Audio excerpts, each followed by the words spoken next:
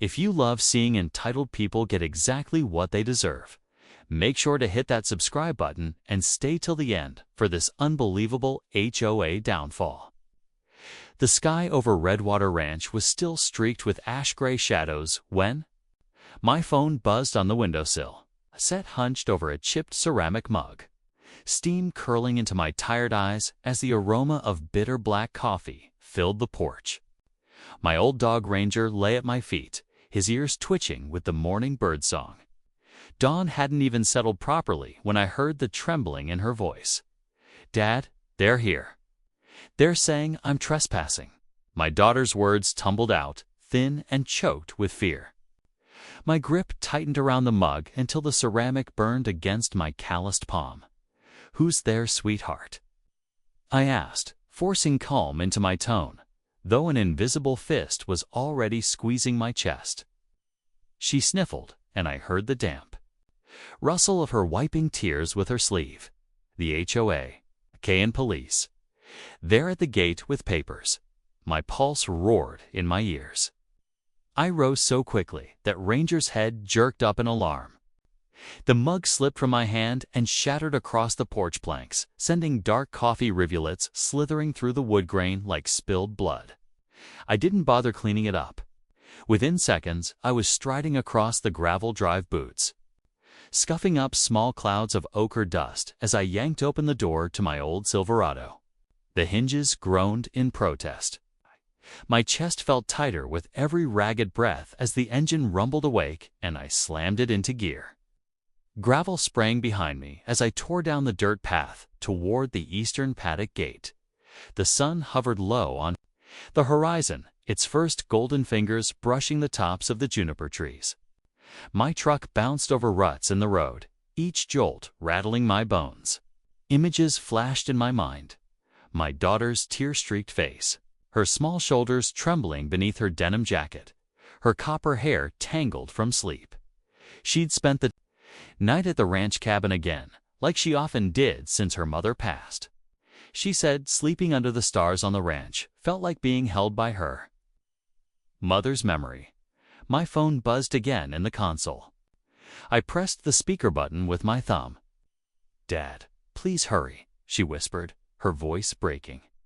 "They're telling me to pack my things and leave before they tow my truck off the land." I swallowed hard, tasting bitter acid at the back of my throat. "Don't do anything.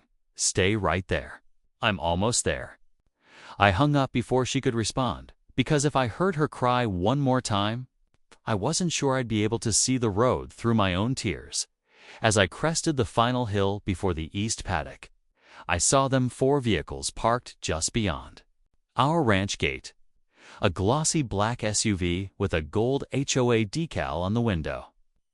2 sheriff's department cruisers idling with lights flashing lazily in the dawn haze. And her car. A sleek silver Lexus with vanity plates that read Queen Bee. Karen stood next to it, arms crossed tightly over her designer fitness top, a leopard print scarf fluttering in the breeze. Even from here, I could sense her smirk. She was wearing those oversized sunglasses that covered half her face, shielding her eyes but amplifying the rigid sneer carved into her lips. My daughter stood just inside the gate, barefoot on the dewy grass, clutching her phone to her chest like a lifeline. Her eyes were red-rimmed and swollen, her hair braided loosely over one shoulder. Beside her was a small duffel bag she must have packed in a panic. Seeing her standing there so vulnerable lit a fuse inside my ribcage.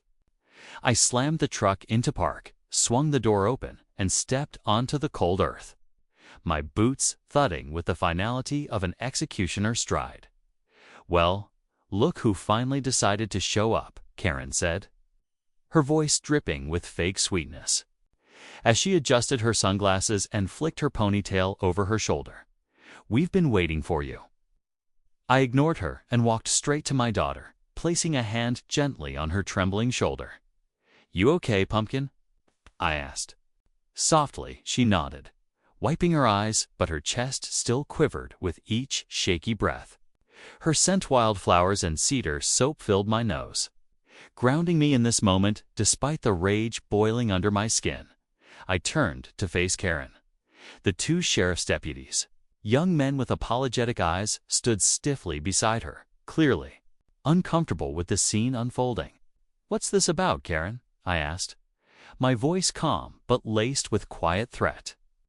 Her lips curled into a smile devoid of warmth. "It's quite simple, actually.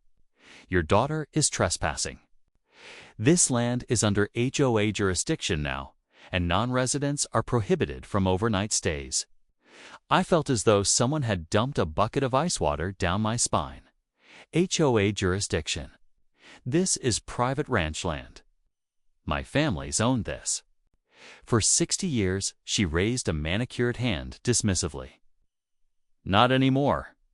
We rezoned this entire eastern section into HOA common grounds last quarter. It's already been filed. She's trespassing, and as HOA president, I'm enforcing that violation." My daughter clutched my arm, nails digging into my flannel sleeve. "Dad, what is she talking about? She can't do this, right?" Her voice trembled like a dying candle flame. Karen gave a dramatic sigh. "Sweetie, it's called progress. Maybe you'd understand if you weren't playing cowgirl out here. But don't worry, your dad can build you a little treehouse on what's left of his land." Her laugh was sharp and cold. I stepped forward, feeling every muscle coil tight, ready to snap. The deputies shifted uncomfortably as I towered over Karen. "You need to get off my property now, before I call the county sheriff myself." Karen tilted her head, a predator inspecting its prey, and lowered her sunglasses just enough for me to see the cruel sparkle in her blue eyes. "Call whoever you like, but your daughter's leaving. Officers, please escort her off HOA grounds." "She resists. We'll tow her vehicle as an abandoned nuisance." One deputy cleared his throat, eyes darting to me. "Sir, we're going to need you both to leave the property until this is sorted out legally. They've filed documents showing HOA jurisdiction." I'm sorry. For a moment, the world blurred around me. The rising sun burned bright behind Karen, casting her in a halo that felt as false as her smile. My daughter's shoulders shook silently beside me as tears spilled down her cheeks. I reached out and pulled her into my chest, feeling her sobs rack through her body. Over her hair, I met Karen's eyes and saw triumph glitter there in that frozen dawn. With my daughter clinging to me like she used to when she was small and afraid of thunder. I felt something ignite deep within my chest. I pressed a kiss, too. Her forehead and whispered so only she could hear, "Don't you worry, Pumpkin. This isn't over. Not by a long shot." Behind us, Karen turned away, barking orders at the deputies as she flicked open her phone camera to film herself. Another successful morning protecting community standards, she chirped, her voice dripping with victory. As her laughter trilled through the crisp morning air, slicing across the ranch like rusted barbed wire, I made myself a silent promise.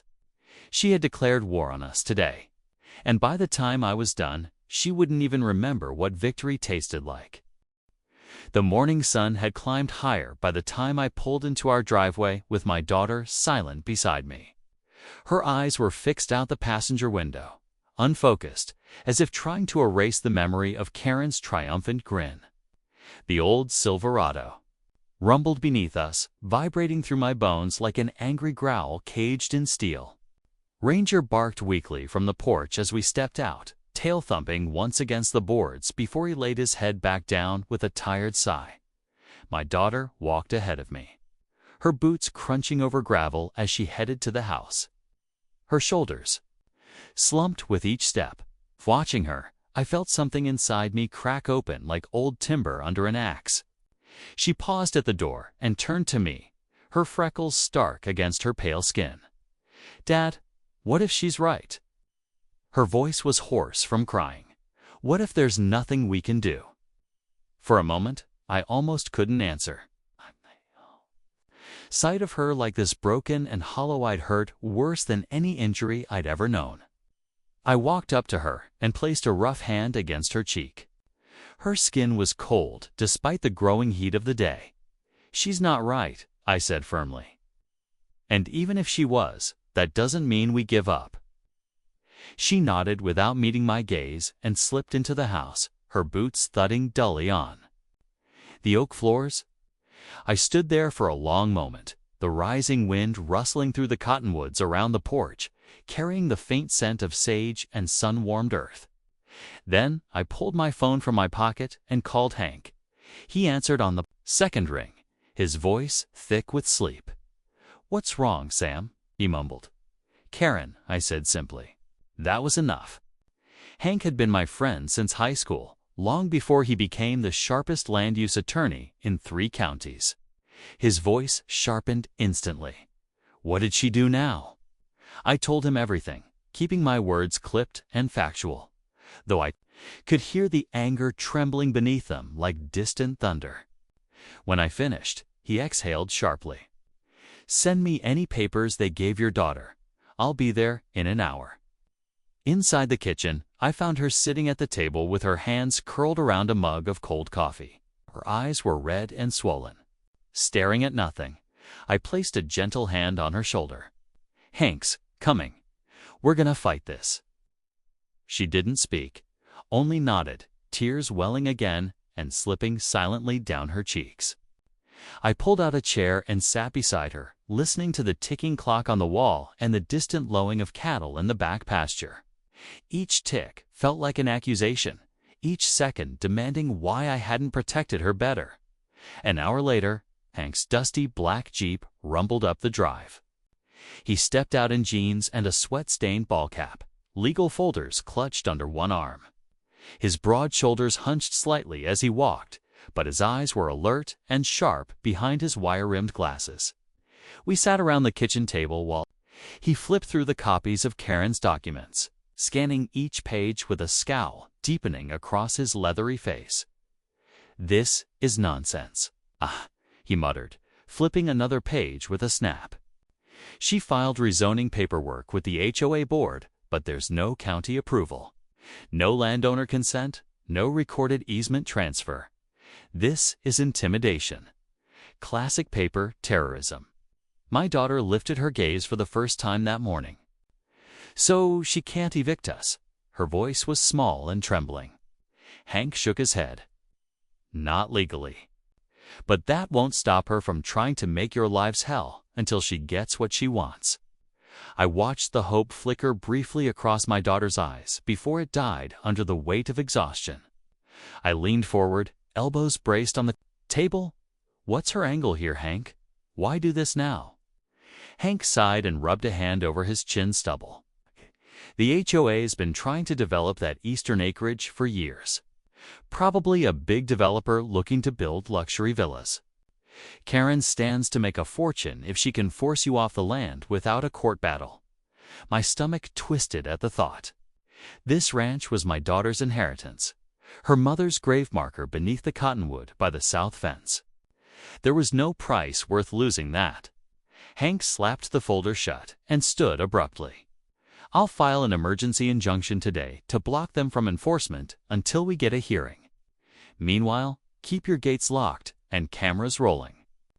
She's going to push harder now. After Hank left, I found my daughter sitting alone on the back steps, staring out over the waving sea of switchgrass and prairie wildflowers. The sun gleamed off her copper braid as it swayed gently in the breeze. I sat beside her, the old wood creaking under my weight. For a long while, we said nothing. Finally, she whispered, "Do you think Mom would hate me for wanting to give?" Up her words struck me like a branding iron pressed to the heart. I turned to her, blinking back the sting in my eyes. "Your mom would be damn proud of you. Giving up never even crossed her mind, and it doesn't cross yours either. You're a tired pumpkin, that's all. Being tired isn't the same as giving up." She sniffled and rested her head on my shoulder. The cicadas buzzed in the cottonwoods, their drone rising and falling like a mournful choir in the heat. I closed my eyes and felt the anger smoldering low in my chest, coiling tighter with each breath. Karen thought this was over. She thought she'd broken us with her threats and forged paperwork. But there was one thing Karen had never understood. About people like us, the more she tried to bury us, the deeper our roots grew. That evening, as the sky burned red and purple over the western ridgeline, I watched my daughter feed the horses. Her movements were slow and deliberate, each stroke of the curry comb across Dusty's flank soothing her frayed spirit. I stood at the paddock fence, my hands curled around the weathered rail, and watched as Dusty nuzzled her shoulder with a soft snort of affection. She smiled faintly, and for the first time that day, her eyes held something other than fear. Behind me, the gravel driveway crunched under the tires of a sleek Lexus. I turned to see Karen's car idling near the gate, its headlights cutting twin beams through the growing dusk.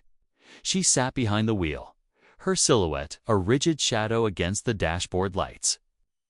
Slowly, deliberately, she rolled down the tinted window and gave me a small, satisfied wave before driving off into the deepening night. I watched the taillights vanish beyond the cottonwoods, the darkness swallowing her up.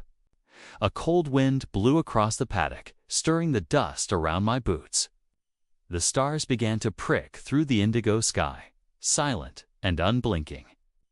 As I turned back to the ranch, to my daughter brushing down her horse under the starlight, I felt a grim certainty settled deep in my bones. Karen thought she'd won today. She thought her threats and lies had cowed us into silence. But tomorrow, she'd find out exactly what it meant to corner a man with nothing left to lose. The next morning dawned clear and cold, the air sharp enough to sting my lungs as I walked across the yard to the barn. My boots thudded over the frozen ground, each step deliberate and measured. Ranger trotted alongside me, ears flicking nervously at every sound. There was no wind, only the soft creak of the barn door as I slid it open and stepped into the smell of hay, leather, and horse sweat. Inside, my daughter was already working, pitching fresh bedding into Dusty's stall. She looked up as I entered, strands of copper hair clinging to her flushed cheeks. Her eyes were clearer today, steadier, and seeing that gave me strength. I leaned against a post, crossing my arms over my chest. "Hank called late last night," I said. "He filed the injunction. We should have a temporary block on them." By noon, she nodded and went back to work, her movements precise and quiet. For a moment, I watched her in silence, the soft scrape of the pitchfork filling the barn like a steady heartbeat. Then I turned and walked out into the crisp dawn, pulling my phone from my pocket. I dialed Hank's number, pacing beside the frost-glittered fence rails as it rang. "Morning, Sam," Hank answered, his voice gravelly with sleep. "Any updates?" I asked. I could hear him shuffling papers in the background. "Yeah, I dug deeper last night. Turns out Karen's been working with a developer some outfit out of Dallas. She's trying to rezone that eastern pasture as HOA common ground so she can greenlight the subdivision plans." I kicked at a clump of frozen mud, feeling it shatter under my boot heel like brittle glass. "Figures. Can we stop it?" Hank exhaled a low whistle. "I think so, but it'll take more than an injunction. We need to hit her where it hurts." His tone shifted, sharpening into a smile I could hear through the phone. I pulled the county land grant records going back 60 years. That entire eastern pasture was gifted to your grandfather by the state under a protected agricultural covenant. Legally, it can't be rezoned for residential use without a full environmental review and a unanimous county council vote. Karen never filed either. I felt a slow grin spread across my face for the first time in days. "That's her weak spot then." Hank chuckled, more like a gaping wound. "I'll draft a letter to the county commission today requesting a cease and desist on all HOA rezoning efforts pending fraud investigation. But I have a feeling public pressure will work faster than any legal filing." Later that afternoon, my daughter set up her tripod near the old cottonwood by the south fence. She wore her denim jacket and a wide-brimmed straw hat, her hair braided neatly down her back. The low winter sun turned the sky a pale gold behind her as she began to speak into the camera. Her voice was steady, clear, and carried a quiet steel that made my chest tighten with pride. Hi everyone. My name is Ella. I grew up on Redwater Ranch with my mom and dad. My mom passed away 5 years ago, and this ranch is all I have left of her. Yesterday, our HOA president tried to evict me from my own land using forged documents. She wants to bulldoze our pasture for luxury condos. This land is protected under state covenant. Her actions are illegal. Please help us stop her. She paused then, blinking back tears before continuing. If you've ever lost someone you loved, if you've ever had to fight to keep the only thing that makes you feel close to them, please share this. She ended the video with a trembling smile and shut off the camera. I walked over and pulled her into a hug, feeling her shoulders quake against my chest. Within 2 hours of posting, the video had over 200,000 views. By dusk, it was approaching 1 million. Comments poured in, strangers offering legal advice, local ranchers pledging to block construction equipment, influencers tagging the county commissioner demanding action. That night, the county clerk's office voicemail box was full before midnight. News crews rolled up the dusty drive the following morning, parking their vans beside the barn and stringing cables across the frosted yard. Reporters in heavy coats stood under bright floodlights, interviewing Ella while Ranger sat loyally at her feet. Karen arrived mid-morning, her Lexus tires crunching angrily over gravel. She stepped out wearing a tailored camel coat, oversized sunglasses, and a tight smile that looked like it had been painted on with trembling hands. A cameraman pivoted to film her as she marched toward us, heels sinking into the soft ground. "This is trespassing," she snapped, jabbing a manicured finger at the news crew. "You're all trespassing on HOA common property." One of the reporters turned to her with a mild smile. "Actually, ma'am, county records indicate this is privately owned ranch land under state agricultural protection. Do you have a comment on the alleged forged rezoning documents filed by your office?" Her lips twitched once, twice, before she recovered her composure. "No comment," she barked, spinning on her heel to stalk back to her car. Flashbulbs popped around her like small explosions, capturing each moment of her retreat as she yanked open her car door and slammed it. Shut hard enough to rattle the windows. The following day, Hank called just after sunrise. I answered on the first ring, heart pounding with anticipation. "It's done," he said. County Commission reviewed the case overnight. They're freezing all HOA rezoning activities and launching a fraud investigation into Karen's filings. The developers already pulled out, and the HOA is facing a $5 million lawsuit for covenant violations, illegal rezoning attempts, and property harassment damages. Karen's finished. I closed my eyes and leaned against the porch post, feeling the rising sun warm my face as the news settled over me like a bomb. I could hear Ella in the paddock, laughing as Dusty nickered and nuzzled her palm. The sound wrapped around my chest and squeezed until my eyes burned. When I opened them, I saw Karen's Lexus driving past the front gate, her face pale and pinched behind the tinted glass as reporters chased after her, shouting questions through the swirling dust. For the first time in weeks, I felt the knots in my shoulders begin to loosen. The ranch was safe. My daughter was safe. And Karen. Well, Karen was about to find out exactly what it felt like to have your world ripped out from under you. As I watched the sun crest over the cottonwoods and set the pastures ablaze with golden light, I knew there was still one final chapter left to write in this story, because for people like Karen, humiliation wasn't just a consequence. It was a lesson. And I was going to make sure she never forgot it. The courtroom was packed with silent tension, broken only by the occasional squeak of leather chairs as people shifted uncomfortably. Sunlight poured in through tall windows, illuminating floating dust motes like tiny fireflies suspended in the quiet air. I sat at the long oak table beside Hank, my fingers laced tightly together as I watched Karen across the aisle.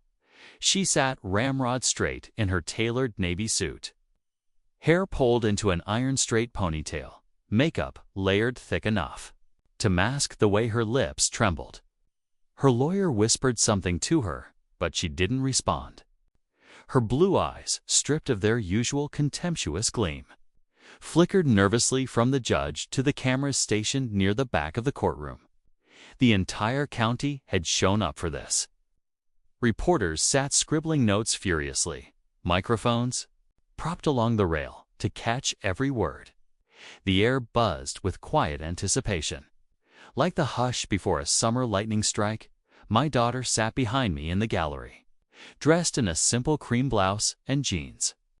Her braid fell neatly over her shoulder, and though her hands trembled in her lap, her gaze never wavered from Karen. The bailiff called the court to order, and the judge, a heavy-set man with thinning gray hair, adjusted his glasses before peering down at Karen. His voice rolled through the silent room, calm and deliberate.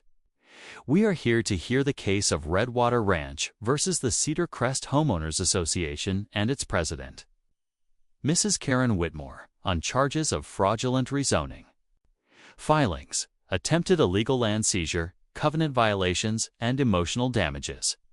Karen's lawyer rose quickly. "Your Honor, my client maintains that her actions were within HOA jurisdiction, and the filings were merely administrative oversight." The judge raised a bushy eyebrow. "Oversight? Forging county commissioner signatures, doctoring environmental reviews, and threatening eviction of rightful landowners is not oversight, Counselor. It is fraud." A ripple of murmured agreement spread through the gallery. Karen swallowed visibly, her hands clenched into white-knuckled fists on the table. Hank rose, papers in hand. His voice carried a cold precision that commanded the room's attention. "Your Honor, the defendant attempted to evict my client's daughter from her own ranch without cause, using falsified documents to intimidate and seize protected agricultural land for private profit. Attached are county records confirming the state covenant, barring any residential rezoning without council approval. The defendant never filed such requests. Furthermore, attached are email correspondences between Mrs. Whitmore and a Dallas development firm promising personal kickbacks upon successful land acquisition." He handed the thick packet to the bailiff, who delivered it to the judge. Karen's lawyer reached out, but Karen grabbed his arm, nails digging into his sleeve. "Don't," she hissed, her voice barely audible from across the aisle. The judge scanned the papers, his expression darkening. Finally, he set them down and folded his hands atop the bench. "Mrs. Whitmore, do you have anything to say in your defense before I render judgment?" Karen stood abruptly, her chair scraping loudly against the tile. For a fleeting moment, the old arrogance sparked in her eyes. "Your Honor, these people are lying. They're backwards ranch folk who don't understand community standards. I was trying to improve property values. I was doing what's best for the neighborhood." Her voice cracked near the end, the polished veneer fracturing under pressure. The judge regarded her silently for several heartbeats before he spoke, his words heavy with finality. "Mrs. Whitmore, you attempted to destroy a family's legacy for personal gain. You used your position to deceive, threaten, and commit fraud. Against rightful landowners, I am ruling in favor of the plaintiff. The Cedar Crest HOA is hereby ordered to pay $5 million in damages to Redwater Ranch. Mrs. Whitmore, you are personally liable for punitive damages totaling $300,000, and the county district attorney will review this case for criminal fraud charges." The silence that followed was absolute. Then a single sob burst from Karen's lips, ragged and desperate. Her knees buckled, and she sank back into her chair, face buried in her hands.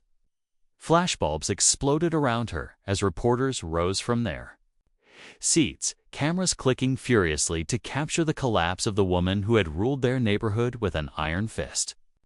My daughter pressed her hand to her mouth, tears welling in her eyes. I reached back and squeezed her knee gently, feeling her body quake under my touch. Outside the courthouse, the air was warm and fragrant with blooming sage. A crowd had gathered. On the steps, waiting for us as we walked out into the bright afternoon sun, reporters clustered around my daughter, microphones thrust forward. "Ella, how does it feel to know your ranch is safe?" one asked, eyes wide with curiosity. She blinked back tears and smiled shakily. "It feels like I have my mom back," she whispered. I looked past the cameras and saw Karen being escorted out by 2 deputies. Her sunglasses were gone, revealing swollen, red-rimmed eyes. Her shoulders hunched inward as she tried to shield her face from the flashing cameras, her composure shattered beyond repair. A group of HOA board members followed behind her, their faces tight with grim realization as their kingdom crumbled around them. We drove back to the ranch in silence, the road winding through golden pastures dotted with cattle and distant juniper groves. The horizon stretched wide and endless before us, blue and wild and untouchable. As we pulled into the driveway, Ranger came bounding out to greet us, tail wagging so hard his whole hindquarters wiggled. My daughter laughed, the sound ringing out pure and clear, like water flowing over river stones. That evening, as the sun sank into the western hills, I sat on the porch with a cup of steaming coffee cradled in my hands. Sky blazed with streaks of crimson and indigo, fading into deep violet as the first stars blinked awake. Ella sat on the steps below me, humming softly as she braided wildflowers into Ranger's collar. A gentle breeze rustled the cottonwoods, carrying with it the clean scent of sage and cedar smoke from the chimney. I pulled out my phone and opened social media, scrolling past dozens of news articles detailing Karen's public humiliation and the HOA's imminent collapse. One meme caught my eye. It showed Karen being led out of court, tears streaming down her face. With bold text overlaid, HOA Karen tried to evict a rancher's daughter. Now she's been evicted from her HOA and her dignity. I chuckled softly, shaking my head.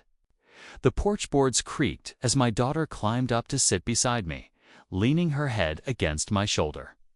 "She really thought she could take it all away," she murmured, her voice tinged with wonder. I wrapped my arm around her, pulling her close. People like her always think that, pumpkin. But land like this, it remembers who belongs to it.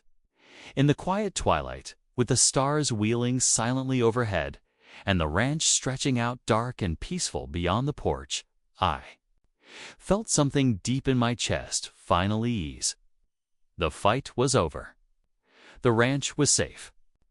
And in the end, Karen's own greed had destroyed everything she'd built. I took a long sip of coffee, savoring its bitter warmth, and watched as a shooting star blazed briefly across the vast indigo sky. Beside me, my daughter sighed, her breath stirring the cool night air. The world felt wide and silent and full of promise. And for the first time in a long time, I let myself believe that tomorrow would be a good day.